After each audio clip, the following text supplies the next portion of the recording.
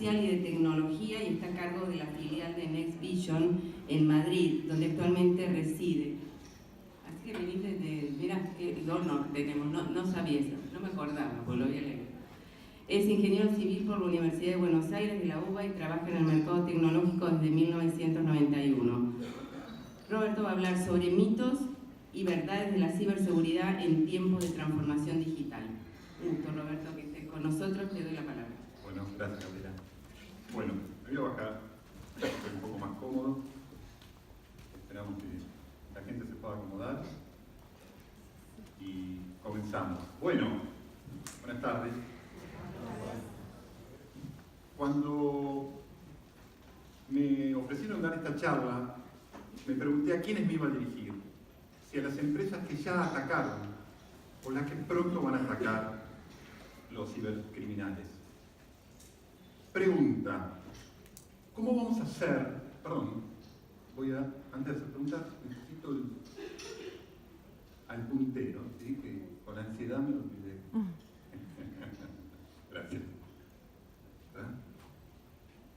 Bueno, ¿cómo vamos a hacer para controlar lo que no vemos ni entendemos? ¿Saben que para el año 2020 va a haber 200 millones de coches conectados a Internet? 10 millones de coches van a ser autónomos. El 85% de las interconexiones entre clientes y compañías de seguro van a estar totalmente automatizadas. Y habrá entre 30.000 y 50.000 objetos nuevos conectados a Internet. ¿Qué año, disculpame? 2020. Estamos ya, mañana. La transformación digital ha llegado para quedarse definitivamente y es un cambio cultural que nos afecta tanto en nuestra vida social como en el modo que hacemos negocio. Ayer precisamente leía en el avión, llegué ayer de viaje, y que el 60% del negocio de e-commerce de Amazon está siendo realizado a través de los dispositivos móviles.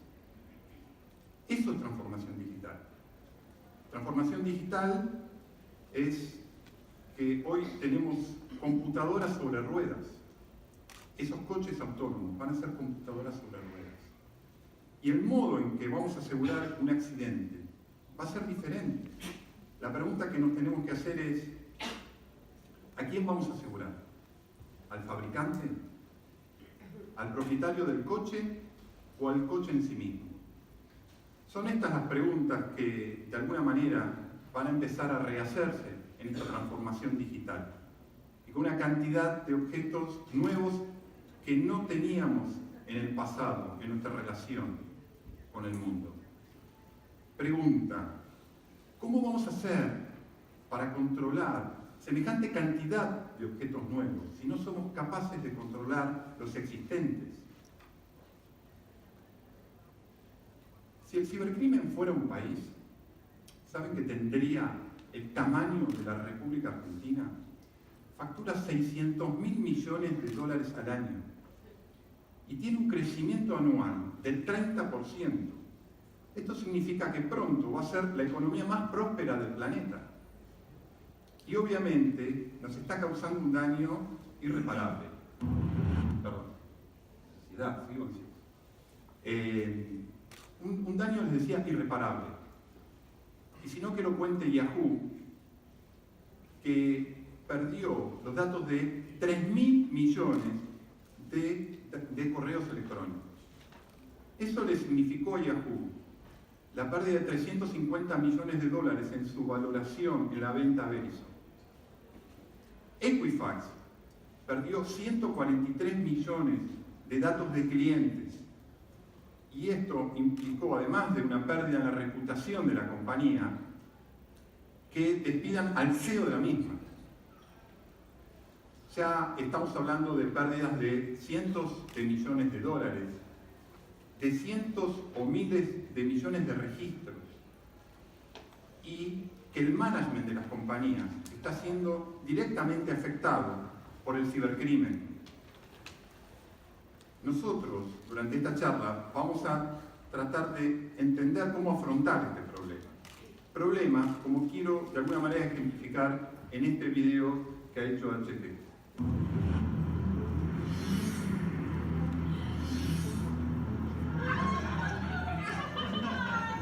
I'll have a good office party.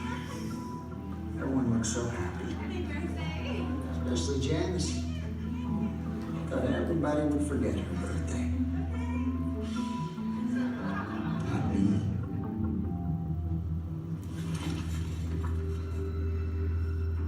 Look, Janice, just got an email. What's that? A gift certificate from your favorite spa to honor the big day. How thoughtful. Now all you gotta do is print it. Come on, Janice. It's legit.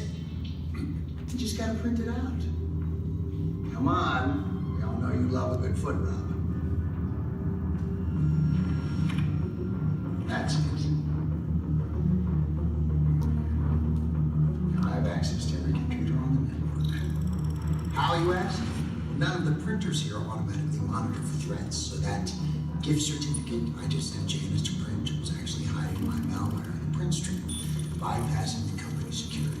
Which means now I can use the printer to get around the firewall and, surprise, access all the unencrypted data and route it to myself. I know it's a mouthful, but it's actually really simple. Because these guys don't automate their security monitoring, not only can I see every document that gets printed in this place, I can see all the good stuff hiding in their computers too. Now it's a party. Interesante, ¿no? Aquí vemos a un hacker, aquí vemos solo a nosotros, como las películas de suspenso, que uno no ve al criminal, digamos, el protagonista no ve al criminal, pero nosotros lo estamos viendo. Sin embargo, los miembros de la empresa no lo ven, como no se ve en la vida real. Y Janice le da acceso a él, y se lo da de forma inocente, negligente. Yo diría que en realidad lo hace por una carencia en la cultura de ciberseguridad. Ese es el mayor problema que tiene Janice en este video. Y obviamente con estas actitudes, los hackers logran acceso a las empresas entre 2 y 48 horas. Pero las empresas, en promedio, están detectando las intrusiones a los 200 días. 2 días los hackers, 200 días las empresas. Esto significa que si un hacker hoy nos ataca, lo vamos a detectar recién, cuando volvamos de vacaciones en febrero. Mucho tiempo, ¿no? Hay una gran brecha entre la velocidad del cibercrimen y la capacidad de respuesta de las organizaciones. Y el objetivo que tenemos desde la ciberseguridad es achicar esa brecha, hacer que esto no sea tan complejo ni tan preocupante como justamente lo hemos visto en este video. Entonces, si vamos a hablar de ciberseguridad, yo quisiera entender primero qué se imaginan ustedes que es la ciberseguridad, que me ayuden un poco a entender esa idea con palabras, con definiciones. Cuéntenme, a ver. Yo tengo todos los servicios de oficina de Google, pago, no gratuito.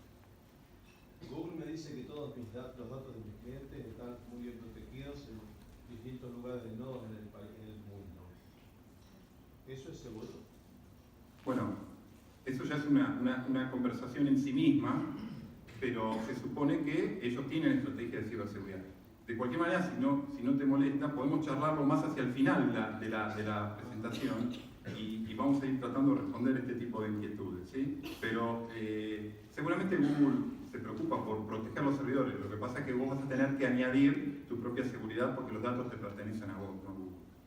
Y vas a tener que darle otra entidad a la seguridad, ¿sí? Le vas a tener que dar un valor a esa protección. Lo que va a hacer Google, para resumir y tratar de contestarle acá al colega, es que, digamos, lo que va a hacer Google es evitar que en lo posible alguien le extraiga la información. Pero ya vamos a ver que hay otros mecanismos, no solo extraer desde afuera la información, que es una de las modalidades modalidades que existen. Entonces, la pregunta es, ¿qué se les ocurre como problemática? ¿Qué es la ciberseguridad? ¿De qué habla la ciberseguridad? A medida que se toma para prevenir accidentes, para prevenir delitos informáticos. Perfecto, Para el ataque. perfecto, muy bien. ¿Perdón? Para Para evitar evitar el robo de información. el robo de información. Excelente, muy bien. O se utilice si esa información para ahí no es un robo porque uno la entrega. Para fines que no tenga la propia empresa. Claro, excelente. Hacia el fondo, ¿alguien más que quiera aportar algo? Bueno, yo les voy a ayudar con una definición que sintetiza esto. La ciberseguridad es la gestión del riesgo para minimizar los efectos de los ciberataques. Es la gestión del riesgo para minimizar los efectos de los ciberataques. ¿Y qué tienen en común la ciberseguridad, la industria de la ciberseguridad, con la industria del seguro? El riesgo. El riesgo sobre los activos digitales, sobre los activos informáticos. Y para la ciberseguridad, el riesgo tiene básicamente tres componentes: la amenaza, la vulnerabilidad y el impacto. La amenaza, la vulnerabilidad y el impacto. La amenaza son todos esos elementos técnicos que aparecen a diario, que nos abruman y que en muchos casos resultan complejos y desconocidos para nosotros, que utilizan los cibercriminales, los hackers, los activistas, que son esos grupos que promueven alguna idea política o social, o los estados que atacan otros estados, e incluso compañías. Y utilizan elementos técnicos, algunos de ellos posiblemente muy conocidos por ustedes, como el phishing, que son esos mensajes o correos electrónicos que recibimos, invitándonos a entregar nuestras claves de acceso. Y que nosotros muchas veces, por desconocimiento, respondemos positivamente. Por otro lado, también tenemos el malware. ¿Qué es el malware? Son programas maliciosos que se instalan en la máquina gracias a Janice. Janice, que la podríamos llamar una happy clicker, esas que dan doble clic a todo lo que reciben. Entonces se instala el malware y toma control de la máquina y a partir de ese momento ejecuta su estrategia el hacker. Y un caso particular de malware es el ransomware. Muchos de ustedes habrán oído hablar de la ransomware, que son esos malware que secuestran la máquina de modo virtual. Y si no hicimos las cosas más o menos bien, vamos a tener que pagar un rescate en bitcoins para recuperar la información de nuestro equipo. Entonces tenemos la amenaza. Pero la amenaza no prospera si no hay vulnerabilidad. La vulnerabilidad es lo que realmente facilita a la amenaza lograr su objetivo. Entonces, yo me imagino a las amenazas como gotas de lluvia en medio de una tormenta. La tormenta es imparable, yo no puedo parar una tormenta. Las gotas de lluvia, la cantidad de gotas de lluvia, en realidad tampoco me tienen que importar. Lo que yo tengo necesidad de tener es un buen paraguas, un buen piloto o unas botas de lluvia que eviten que me moje. Por lo tanto, yo tengo que evitar ser vulnerable, hacer lo necesario, la gestión adecuada para proteger mi infraestructura. Y el impacto, justamente, es el producto de combinar la amenaza con la vulnerabilidad. Y al lograr esto, hay fraudes, hay pérdida de propiedad intelectual, daños económicos, daños operativos, diversos daños que se pueden imaginar todos ustedes en sus propias empresas o inclusive en su vida privada, que les puede provocar ser atacados. Pero para poder avanzar en una estrategia de ciberseguridad, necesitamos empezar a desterrar algunos mitos, algunas cosas que nos imaginamos y que creemos dentro de este ámbito tecnológico. En primer lugar, es que creemos que sufrimos solo ataques desde el exterior. ¿Saben que el 70% de los ataques provienen de fuentes internas o son facilitados por fuentes internas? durante tantos años nos hemos preocupado de protegernos de lo exterior, de esto que es de alguna manera invisible, pero lo que teníamos o lo que tenemos a nuestro lado no lo hemos protegido porque hemos confiado demasiado. Y esas fuentes internas son básicamente de tres tipos. Aquellos que hacen envío casual de información en forma negligente y que pueden traducirse finalmente en una brecha de seguridad. Hacen un reenvío de documentación a una persona o un grupo de personas que no deben recibir esta documentación. Esa es una fuente que provoca muchas filtraciones de seguridad. El segundo grupo son los happy clickers. Facilitan el trabajo de los hackers y a partir de dar doble clic a un link o a un attach, lo que hacemos es darle acceso al hacker y a partir de ahí la cuestión se hace mucho más fácil para él. Y finalmente, los empleados malintencionados, aquellos que tienen información contextual de la compañía, tienen credenciales privilegiadas para poder acceder a la información y obviamente tienen una malintención y un deseo de sacar provecho de la información de la compañía. Ojo que podemos hablar de cosas hasta simples que vemos a diario cuando una persona se lleva la base de clientes cuando se va a trabajar a la competencia. Eso también es una brecha de seguridad. Segundo mito. Debemos proteger todo por igual. La verdad es que todos los activos no tienen el mismo valor y cada uno de nosotros debe saber cuáles son los valores, los activos críticos, los activos que tienen un valor más importante para la organización. Y este valor es el que tenemos que, de alguna manera, clasificar, hacer una clasificación de la información y decidir qué tenemos que proteger, dónde tenemos que hacer la inversión y dónde podemos bajarle la prioridad. Esto es sumamente importante. Inclusive la información cambia su valor a lo largo del tiempo. No es lo mismo una lista de clientes del año 2015 que la lista de asegurados del año 2018. También la información tiene un ciclo de vida y tenemos que darle una criticidad y darle una prioridad en su protección. La ciberseguridad es un tema técnico. Ese es otro mito. Efectivamente, es un tema que tenemos que abordar técnicamente, pero es un tema demasiado importante para dejarlo solo en manos de técnicos. La ciberseguridad debe estar integrada a toda la organización. Una vez un responsable de seguridad me dijo que su trabajo no era reducir los riesgos, su trabajo era asesorar al management en tomar riesgos en forma inteligente.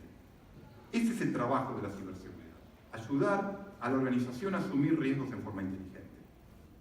Pero si hablamos de mito, también podemos hablar de verdades. Estamos yendo del perímetro al flujo. ¿Qué significa esto? La información ya no está bajo un mismo techo. La información está distribuida a lo largo de distintos dispositivos. Tenemos la notebook, que seguramente muchos de ustedes tienen acá, y que tiene información crítica de la empresa. Los dispositivos móviles que nos da la propia organización y que usamos para trabajar. Y tenemos también nuestros propios dispositivos, lo que se suele llamar el Shadow IT. Son los dispositivos que cada uno de nosotros tenemos individualmente y llevamos a la empresa, pero que usamos para el trabajo y que contiene información del trabajo. Y después tenemos el cloud, la nube, donde la información está almacenada en algún lugar del planeta, no sabemos ni siquiera dónde, como preguntaba el señor. Entonces, ¿qué tenemos que controlar nosotros? Lo que tenemos que controlar es la información, cómo ésta fluye. Es donde nosotros tenemos que hacerle el seguimiento para poder estar seguros que esté donde esté en Google o esté en un dispositivo móvil, nosotros la tenemos asegurada. Estamos yendo de los activos físicos al unicero. El activo físico, históricamente hemos protegido las máquinas, los edificios, hemos protegido computadoras y evidentemente lo tenemos que seguir haciendo. Vamos a seguir protegiendo activos físicos, pero ¿qué nos diferencia con otra empresa? ¿El tipo de computadora que tenemos? ¿El edificio? ¿O lo que valemos es por la información que manejamos? Eso es lo que yo llamo que pasamos del activo físico al unicero. Tenemos que proteger el unicero, el binario, lo que está en nuestra máquina. La verdad número 3, estamos yendo de ser usuarios a productos. Las redes sociales y todo tipo de empresas nos piden datos. ¿Ustedes se preguntaron por qué nos piden datos y nos dan servicio gratuito? Porque realmente somos el producto que ellos quieren comercializar. Somos nosotros los que ellos necesitan para vender sus servicios. Y tenemos que ser conscientes de la información que entregamos. Porque, primero, no sabemos qué uso van a hacer, porque estoy seguro que todos le damos a aceptar a esa enorme cantidad de cláusulas que nos ponen y que no sabemos ni qué dicen, pero las aceptamos. Y aceptamos esto y, por otro lado, estamos entregando información sin saber cómo la cuidan, cómo la resguardan. Y cualquier filtración de información que se lleve un hacker, luego puede ser utilizada en nuestra contra. Estamos yendo de lo humano al doble digital. Hoy prácticamente todo es simulable en el mundo virtual. Podemos simular un avión, podemos simular un corazón, podemos simular un motor o podemos simular una empresa. Los objetos hoy día interactúan entre sí. Las personas con objetos y las personas obviamente entre sí. Y lo hacemos a través de nuestro doble digital, aquel que nos representa en este mundo virtual. ¿Y cuál es el objetivo que tienen los hackers? El doble digital. Es al que quieren secuestrar. Cuando nosotros chateamos con alguien, realmente estamos chateando con su doble digital. No sabemos si del otro lado realmente está la persona que creemos que está. Hay que tener una serie de cuidados para evaluar qué estamos haciendo con nuestros dobles digitales. Pero bueno, nos tenemos que enfrentar a todo esto. Hemos hablado de hackers, de cantidad de días que nos lleva a detectar los ataques. Hemos visto la actitud de Yanis, de mitos, de verdades. Pero tengo buenas noticias para ustedes.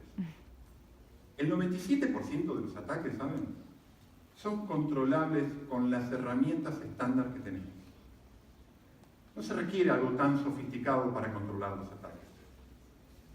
La realidad es que lo que hay que hacer es una buena gestión de esas herramientas. Solo hay un 3% sofisticado que puede requerir un trabajo un poquito más elaborado.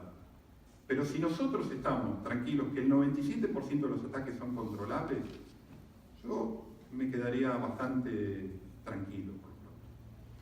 Ahora bien, ¿cómo vamos a enfrentarnos a estos problemas? Bueno, por empezar, lo que estuvimos hablando. Tenemos que hacer una buena gestión de los riesgos. Tenemos que ser capaces de integrar al management de la organización. Que el management de la organización considere que el riesgo de los ciberataques es un riesgo más del negocio. Además del riesgo financiero, además del riesgo operativo, tenemos un riesgo de recibir ciberataques que va a afectar seriamente el proceso de negocio en el que estamos. No podemos ignorarlo. Por otro lado, tenemos que lograr una cultura cibersegura. Esta cultura cibersegura es sumamente importante. Cada uno de los miembros de la organización es responsable por la gestión de la información que tiene en sus manos. Por lo tanto, tenemos que educarlos. Y educarlos no solamente es darle un curso y decir, ok, esto es lo que te enseñamos. Es un proceso continuo donde enseñamos, probamos, volvemos a enseñar. Y esto va a lograr finalmente un cambio cultural para que la gente entienda que no solamente tiene que cuidar la notebook que no se le rompa, sino también tiene que cuidar la información, casi tanto más que esa notebook que tiene en su poder. Y después hay cuestiones técnicas. Cuando yo me vaya de acá, yo le iría a preguntar algunas cosas a mi gente de sistemas. ¿Qué están haciendo para proteger la información de la organización? Yo les voy a ayudar un poco para llevarse algunas preguntas. Esas preguntas yo diría que están divididas en 4 pilares. Y le diría a nuestro jefe de sistema, no sé cómo se llama, pongámosle un nombre, Fernando. ¿Sí? Fernando, ¿cómo estamos en la predicción? La predicción es sumamente importante. Entonces, ¿qué estamos haciendo? ¿Tenemos información de lo que está pasando allá afuera? ¿Estamos al día de las vulnerabilidades que existen? ¿Qué estamos haciendo con todo eso? Parece que lo de información no fuera tan importante. Sin embargo, fíjense, el año pasado, Telefónica, y no solo Telefónica, sino muchas empresas, fueron atacadas por WannaCry. No sé si recuerdan WannaCry, fue bastante mediático el asunto. Y WannaCry dejó fuera de operación a muchas empresas. ¿Saben una cosa? Microsoft 3 meses antes había informado de la vulnerabilidad. Y no solo la había informado, sino que había liberado el parche que protegía y que evitaba, si se actualizaban los sistemas operativos, que prospere el ataque como prosperó luego. Entonces, información hay mucha información. Y yo les diría que hay más empresas hoy día que proveen información sobre las amenazas que amenazas en sí mismas. Después hay, si se quiere, estrategias un poco más sofisticadas, como es hacer ciberinteligencia. Pero eso ya lo tendríamos que dejar para otra instancia, y que es analizar qué se hace, qué se está haciendo en contra nuestra en forma directa, qué se sabe sobre nosotros, sobre nuestros ejecutivos.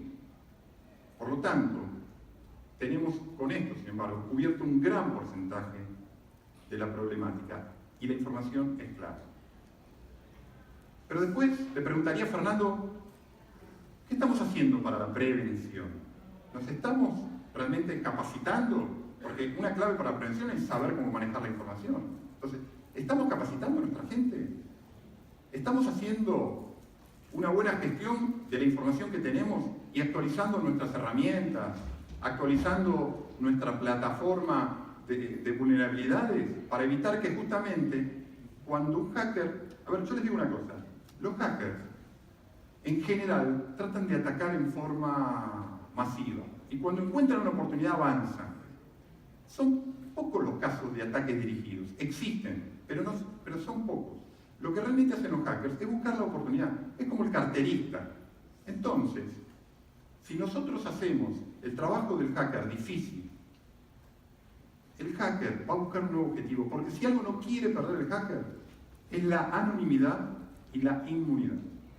Y la impunidad. Es decir, de alguna manera, hacer el trabajo difícil hace que el hacker busque otro destino.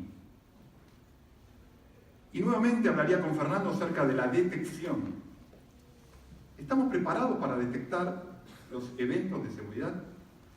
Fernando, ¿realmente tenemos un buen sistema que monitoree esto? Porque lo que me contaron en esta charla es que los ataques son definitivos, no los puedo evitar, es como la tormenta, la lluvia va a venir, pero ¿soy capaz de detectar la tormenta para evitar que por lo menos me haga un gran daño? Yo lo que tengo que evitar hoy día es que el daño prospere al resto de la organización, acotarlo, hacer que si hay un incendio, solo queme algunas malezas, no queme todo el bosque. Entonces tengo que tener un buen sistema de monitoreo. Y finalmente, le preguntaría a Fernando, ¿cómo estamos preparados para responder al ataque? ¿Por qué? Porque nosotros, como asumimos que el ataque se va a ejecutar, tenemos que saber, primero, ¿estamos preparados y entrenados? La improvisación nunca es buena en nada en la vida. Ustedes imagínense que hay un camión de bomberos que llega a un incendio y se bajan los bomberos y se ponen a deliberar quién va a usar la manguera, quién va a poner la escalera, quién se va a subir a la escalera para digamos, rescatar a la gente. Entonces, la pregunta que se tienen que hacer es, ¿esto fue tratado en la organización? ¿Hay una planificación? ¿Hay un equipo donde se sepa quién es el responsable de dirigir el equipo de respuestas ante un incidente, ante una crisis? ¿Cómo vamos a responder inclusive mediáticamente si se sabe? Tenemos que estar preparados inclusive para esta instancia. Imagínense Yahoo o Equifax o Telefónica, tenían que tener algún protocolo para responder ante una crisis. Entonces la respuesta tiene que estar preparada. Tenemos que estar preparados haciendo simulacros, igual si fuera un incendio. Y después, cómo somos capaces de remediar los daños que causen. Si nosotros podemos volver a la operación normal en el tiempo necesario que estableció justamente nuestro análisis de riesgo. ¿En cuánto tiempo tengo que volver? Ese es el tiempo que yo tengo que lograr como objetivo. Y luego, y finalmente, preguntarle si tenemos un análisis forense, si somos capaces de encontrar evidencias para luego producir mejoras a partir del entendimiento de qué pasó en el ataque que hemos recibido. En definitiva, esto es un proceso de mejora continua que no termina con uno de estos pilares. Se tienen que realimentar permanentemente. En resumen, para tener una cultura cibersegura, tenemos que tener una cultura, una estrategia compartida. Toda la organización, en forma transversal, tiene que estar involucrada en el análisis de riesgos y en las decisiones de qué vamos a, digamos, asumir o qué deseo de riesgo tenemos en nuestra organización y poder satisfacer eso desde el área de ciberseguridad. Tenemos que ser ciberresilientes, porque tenemos que ser capaces de recuperarnos de cualquier incidente. Nosotros no tenemos que pensar, como se los dije en varias oportunidades, en evitar el ataque, sino poder recuperarnos de ese ataque y que no nos cause ningún daño colateral serio, por lo menos.